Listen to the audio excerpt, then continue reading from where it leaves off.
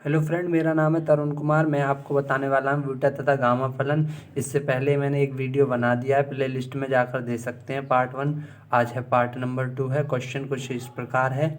इसका मैं आपको फॉर्मूला बता दूँ। कुछ इस प्रकार ये फॉर्मूले हैं इसके। ये फॉर्मूले यूज होंगे। जो गामा फलन चल रहा है हमारा इसके ये फॉर्मूले हैं। इसको लिख के बता दूं। ये क्वेश्चन आपको दिख रहा होगा, काफ़ी डिफ़िकल्ट टाइप का। ये बहुत इजी क्वेश्चन है, इसको समझते हैं।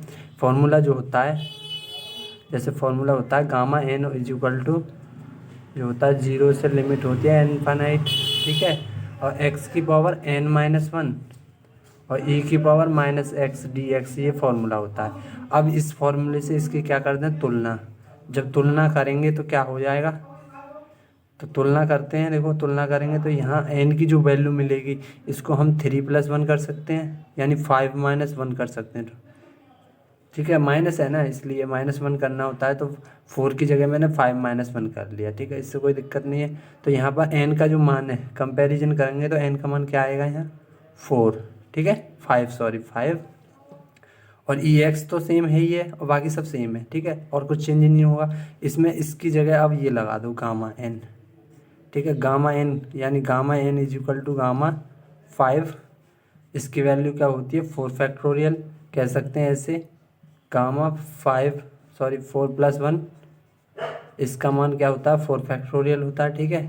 4 को क्या कर सकते हैं, 4 × 3 × 2 × 1 इज इक्वल टू क्या होगा, 4×3 = 24 हो जाएगा। यही हमारा क्या है, आंसर। चलो चलते हैं नेक्स्ट क्वेश्चन की ओर। इससे पहले जो दूसरे का 1 से पहले के मैंने क्वेश्चन प्ले लिस्ट में बता चुका हूँ। वीडियो के पार्ट नंबर 1 है। चलते हैं नेक्स्ट क्वेश्चन की ओर। नेक्स्ट क्वेश्चन है, क्वेश्चन नंबर 2 का सेकंड पार्ट है। इसमें √x e की पावर -x दिया है, 0 से लिमिट दी है इनफाइनाइट, ठीक है। ये क्वेश्चन दे रखा है आपको। उसी सूत्र से क्या करना है, gamma n is equal to, ध्यान रखना 0 से लिमिट कितनी होती है, इनफाइनाइट। e की पावर जो होती है -x, आगे पीछे लिख सकते हैं, कोई दिक्कत नहीं। n-1 × dx, ये इसका फॉर्मूला होता है, ठीक है। जो फॉर्मूला होता है ये है। अब इससे क्या करेंगे, तुलना करने पर n का मान निकालना होता है। यहाँ पर क्या, इसे ऐसे लिख सकते हैं हम, 0 से कितनी n इनफाइनाइट, इसे कर सकते हैं 1/2, ठीक है। ये 1/2 हो गई। अब मुझे लाना है n-1 के फॉर्म में, तो इसे कर सकते हैं हम 1/2 ही तो थी, तो इसे हम कर सकते हैं 3/2 -1। तो क्या बचेगा, 3/2 में से 1 घटाएंगे तो 1/2 बचेगा, ठीक है।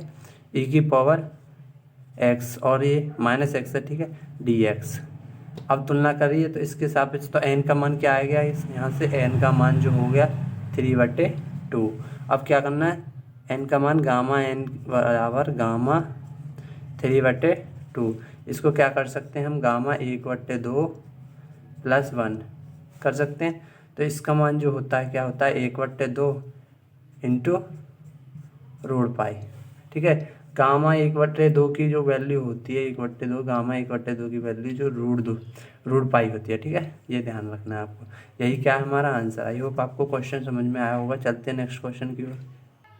नेक्स्ट क्वेश्चन नंबर है क्वेश्चन नंबर 3। 0 से लिमिट इनफाइनाइट दे रखी है, e की पावर -4x, x की पावर 7/2 dx। ऐसा वाला क्वेश्चन अभी हमने किया नहीं है। देखो इसमें क्या है, e की पावर अगर x दिया होता तो हम क्या करते थे, गामा n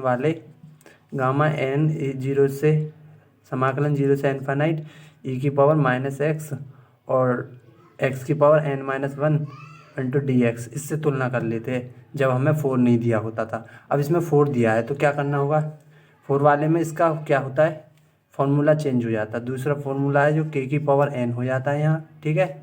और e की पावर x के गुणांक में, ठीक है, k का गुणा हो जाता है, और ये n-1 होता है, सेम। आपको समझ में आ गया होगा। ये वाला फॉर्मूला अब इसमें यूज होगा। इसमें क्या है, अब तुलना करते हैं, ठीक है। तुलना करने के लिए पहले इस फॉर्म में कन्वर्ट कर लेते हैं इसे। तो कैसे, 0 से इनफाइनाइट, ठीक है, e की पावर -4k यानी 4x, ठीक है। x की पावर 7/2 है, तो इसे मैं 5/2 + 1 कर सकता हूँ। तो मुझे माइनस में लेना है, तो इसलिए मुझे 9/2 -1, अगर 1 हटाऊँगा मैं 9/2 में तो 7/2 बचेगा, ठीक है, × dx। ये वाले फॉर्म में कन्वर्ट हो गया, सेम है। अब इसकी तुलना कर लेते हैं। तो तुलना करेंगे तो यहाँ n की वैल्यू जो प्राप्त होगी हमें 9/2, देखो 9/2 होगी। और के की वैल्यू क्या होगी, ये माइनस है, माइनस का कोई मतलब नहीं है क्योंकि यहाँ भी माइनस है यहाँ भी माइनस है, तो जो अलग है बोलेंगे। के का मान जो आएगा 4 आएगा, ठीक है 4। इतना आपको समझ में आ गया होगा। ये है n बराबर 9/2, दिखना ही रहा है, इसकी कोई प्रॉब्लम नहीं है। तो इसके बाद क्या है, फॉर्मूला क्या है ये वाला, तो यानी गामा n अपॉन के की पावर n इतना है, ठीक है। इसको क्या कर सकते हैं, गामा n की वैल्यू कितनी है, गामा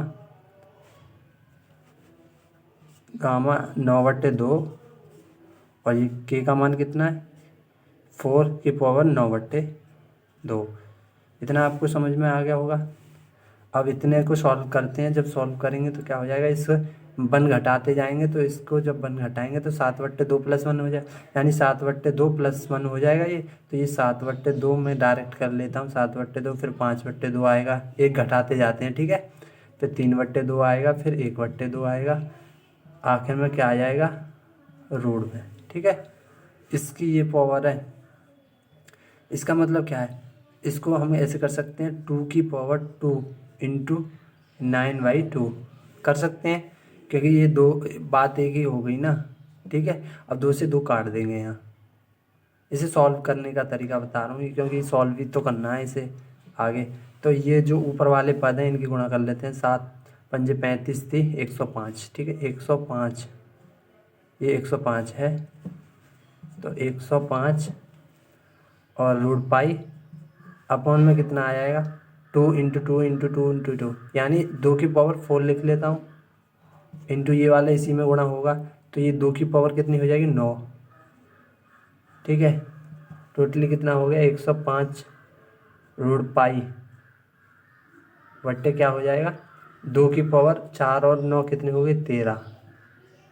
या तो हम इतना छोड़ सकते हैं या फिर हम 2 की पावर जो इसका मान होगा, देखते हैं आंसर में, इसका मान जो है 8192 है। तो इसे हम यहाँ लिख सकते हैं 105/रूट पाई, 2 की पावर 13 का मान आएगा 8192, ठीक है। यही हमारा क्या है आंसर। आई होप आपको क्वेश्चन समझ में आया होगा। चलते हैं नेक्स्ट क्वेश्चन की ओर। नेक्स्ट नंबर क्वेश्चन है, क्वेश्चन नंबर 4, 0 से लिमिट दी है इन्फिनाइट और x की पावर n-1 है। ये तो है हमारे पास, e की पावर -h² और x² है, ठीक है dx। अब इसमें क्या करना है, इसमें संकेत भी दिया है, संकेत के हिसाब से कर लेते हैं। जो h² है, h² x² बराबर हमें क्या रखना है y रखना है, ठीक है। तो अब इसका डिफ्रेंसिएशन करेंगे किसके सापेक्ष, x के सापेक्ष। मुझे dx की वैल्यू भी तो निकालनी है, तो ये h² तो कांस्टेंट आ जाएगा और ये हो जाएगा 2x। अब इसका क्या हो जाएगा dy/dx, ठीक है।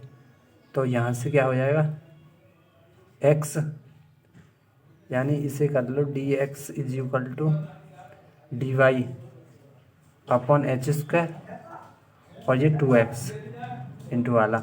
अब इसको क्या करते हैं, मैं इसको x की वैल्यू निकाल लूँ, तो x की वैल्यू यहाँ से, तो x = क्या कर सकते हैं, ये y है तो इसे रूट में रख लेंगे y, और अपॉन में क्या आएगा h, ठीक है। इतना तो आपको समझ में आ गया होगा। मैंने क्या किया, y के नीचे इसे ले गया h² को, इसका रूट ले लिया, तो ये आएगा रूट y/h, ठीक है। इतना तो आपको समझ में आ रहा होगा। यहाँ पर मैं इस वैल्यू को पुट कर दूँ तो ये आएगा dy/h² अपॉन में क्या आ जाएगा इंटू में रूट y/h। तो h से h कट जाएगा, एक कटने के बाद जो हमें प्राप्त होगा dy/h इंटू रूट y। इतना तो आपको समझ में आ रहा होगा। अब इसकी वैल्यू यहाँ पुट कर दूँ, तो पुट करने के बाद क्या आ जाएगा मेरा, 0 से लिमिट इनफाइनाइट है, ठीक है। ये मैंने इसलिए क्यों माना है, क्योंकि संकेत में भी दे रखा है, इसलिए इसमें x² नहीं आता है, ठीक है। अगर यहाँ पर ओनली x आया होता तो मैं डायरेक्ट कंपैरिजन कर सकता था, ठीक है। इसमें क्या आया x² वाला मेरे पास कोई फार्मूला नहीं है, इसलिए मुझे ये सब करना पड़ रहा है, ठीक है। इतना तो आपको समझ में आ रहा होगा। अब यहाँ से जो वैल्यू आई है, x की वैल्यू क्या थी रूट y/h, तो रूट y/h रख दी x की वैल्यू, और पावर क्या है इसकी n-1, ठीक है, इंटू और e की पावर -y हो जाएगी ना, माइनस वाई क्यों हो जाएगी, मैंने इतनी की वैल्यू तो वाई मानी है ना, इसलिए। ठीक है, और डी एक्स का मान जो आया है, डी एक्स की तो वैल्यू रखनी है, D X is equal to यही तो आया है डी वाई अपॉन, ठीक है, एच रूट में वाई। ठीक है, अब इधर वाले को इरेज कर दूँ तो इसके बाद क्या करना है, यहाँ से कर लेते हैं, 0 से इन्फिनिट लिमिट है, और जो वैल्यू ये है इसमें से जो कांस्टेंट है उसे नीचे लिखते हैं। इसको ऐसे कर सकता हूँ मैं, y की पावर 1/2 कर लूँ, और ये h की पावर इसे n-1 कर दूँ अलग, और इसकी पावर n-1 कर दूँ अलग। ठीक है, कोई दिक्कत, इससे कोई प्रॉब्लम नहीं होगी। माइनस इंटू ई की पावर माइनस वाई, और ये यहाँ पर क्या है, D Y upon H into root Y. अब इसके बाद क्या करना है, इसे यहाँ लिख लेते हैं हम। इसके बाद यहाँ से 0 से लिमिट इनफिनिट है, और ये वाला जो पद है और ये h है, ये h पॉजिटिव है। ठीक है, इसकी पावर +1 है, और ये जो गुणा में घातें जुड़ जाती हैं तो ये हो जाएगा h, तो यहाँ लिख लेता हूँ h की पावर n हो जाएगा। ओनली 1 से 1 कट जाएगा, क्योंकि गुणा में घातें जुड़ जाती हैं आधार समान होने पर, ये तो आपको पता होगी, क्योंकि ये नीचे हैं दोनों पद, बट्टे में हैं, इसके टोटल के बट्टे में हैं। ठीक है, तो इसलिए, और जो y की पावर, ये इसे कर लेंगे y की पावर 1/2 n माइनस 1/2, यानी मैंने 1/2 की दोनों में गुणा कर दी। इतना तो आपको समझ में आ रहा होगा, ये इसकी पावर है टोटली। और जो नीचे वाली है, ये वाली आपको दिख रही है, ये वाली, इसकी पावर क्या हो जाएगी, y की पावर, यहाँ कर लो y की पावर 1/2। ठीक है, अब इंटू डी वाई, यानी e की पावर एक्स भी, e की पावर माइनस वाई तो v है ना, और डी वाई। इतना तो आपको समझ में आ गया होगा मैंने ये क्या किया है। ठीक है, अब इसके बाद यहाँ से 0 से लिमिट इनफिनिट तो चलता ही रहेगा। अब ये वाला हम ऊपर ले जाएंगे तो ये नेगेटिव हो जाएगा, नेगेटिव हो जाए ना, तो इसको, इस वाले को कांस्टेंट पद को बाहर ले लेते हैं, तो ये h की पावर n क्या आ गया, ये बाहर आ गया, इसे अरेंज कर दो। ठीक है, तो ये आ गया कांस्टेंट, कांस्टेंट पद को क्या ले लिया मैंने बाहर, तो ये y की पावर ये ऊपर जाएगी, तो ये माइनस की हो जाएगी, जब माइनस की हो जाएगी -1/2 और -1/2 क्या हो जाएगा, 1 हो जाएगा, y की पावर n 1/2 n। ठीक है, -1/2 -1/2, तो डायरेक्ट लिख देता हूँ, एक ही हो जाएगा। ठीक है, और e की पावर -y और dy, ये आपके पास अब फॉर्मूला आ गया। ठीक है, इसका हम एलसीएम भी ले सकते हैं, कोई दिक्कत नहीं है, n की वैल्यू प्राप्त करनी होती है हमें। अब इतना तो आपको समझ में आ गया होगा। अब मैं गामा n, मेरा फॉर्मूला क्या होता है, जो फॉर्मूला लिखना है मुझे, जो फॉर्मूला होता है गामा n बराबर 0 से इनफिनिट लिमिट होती है, और ये e की पावर -y है, तो y के पदों में है, तो y के पदों से ही क्या करना, कंपैरिजन करना है, तो इंटू x की पावर, सॉरी y की power n-1 into D Y.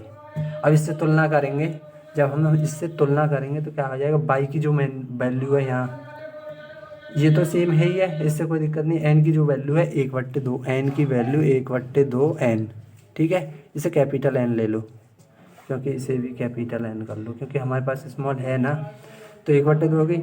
और यहाँ से जो वैल्यू आएगी किसकी, बस n की वैल्यू कंपैरिजन में आती है बस। इसके बाद गामा n की जगह जो कैपिटल n है, इसे भी कैपिटल कर लो, तो कैपिटल गामा n बराबर 1/2 गामा 1/2 n। ठीक है, तो इसका मान क्या होता है, कुछ होता है, अभी तो ये भी है हमारा जो मान है यहाँ पर 1/, गामा की पावर h की पावर n, तो यहाँ पे लिख लेते हैं 1/h की पावर n। तो इसका मान जो होता है, n लगा हो तो इसका कोई मान नहीं होता है, तो इसलिए इसे कर सकते हैं हम 1/h की power n into gamma n/2। यही क्या है हमारा आंसर। आई होप आपको क्वेश्चन समझ में आया होगा। अगर नहीं समझ में आया हो तो दोबारा से देख लें एक बार वीडियो को पीछे करके, और वीडियो को लाइक कर दें, चैनल को सब्सक्राइब कर दें। Thank you so much watching for my videos. Subscribe now and press the bell icon. Never miss an update.